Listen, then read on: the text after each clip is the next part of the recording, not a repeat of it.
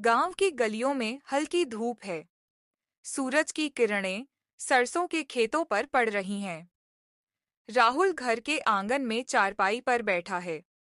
पैरों के पास जमीन पर एक अधूरा किताब खुला पड़ा है। वो किताब के पन्नों को बिना ध्यान दिए उलट पलट रहा है, जैसे मन कहीं और है। माँ शकुंतला घड़ा भरते हुए कहती है, बेटा, शहर की पढ़ाई छोड़ क्यों दी? तूने तो कहा था कि इंजीनियर बनेगा।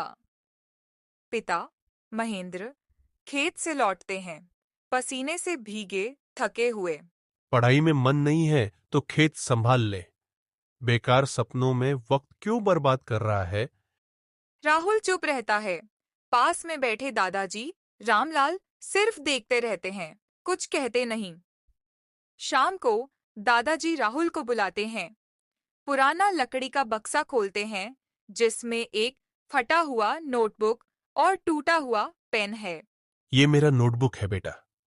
मैं भी पढ़ना चाहता था, लेकिन घर की हालत ने मुझे खेतों में धकेल दिया। मेरी हार का दर्द आज भी है, पर तेरे सपने पूरे हो सकते हैं।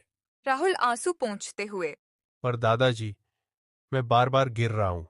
दादाजी मुस्कुराते हैं। गिरना तेरी हार नहीं, छोड़ देना तेरी हार है। रात को राहुल देर तक पढ़ता है, नोट्स बनाता है, पिछली गलतियां दोहराता है। अगले दिन शहर के लिए बस पकड़ता है। इंटरव्यू के बाहर खड़ा होकर याद करता है, ये मेरी आखिरी कोशिश है। हार मानने से पहले पूरी ताकत लगानी होगी। 2 हफ्ते बाद घर में शहर से चिट्ठी आती है। माँ कांपते हाथों से लिफाफा खोलती है, जिसमें लिखा है, प्रिय राहुल, आपको जूनियर इंजीनियर पद के लिए चयनित किया गया है। राहुल माँ के गले लगकर रो पड़ता है। मां, दादाजी सही कहते थे। गिरना हार नहीं, छोड़ देना हार है। राहुल अपने ज्वाइनिंग लेटर के साथ दादाजी के पास जाता है। दादाजी की आंखें भर आती हैं। देखा बेटा, तूने मेरी अधूरी कहानी पूरी कर दी।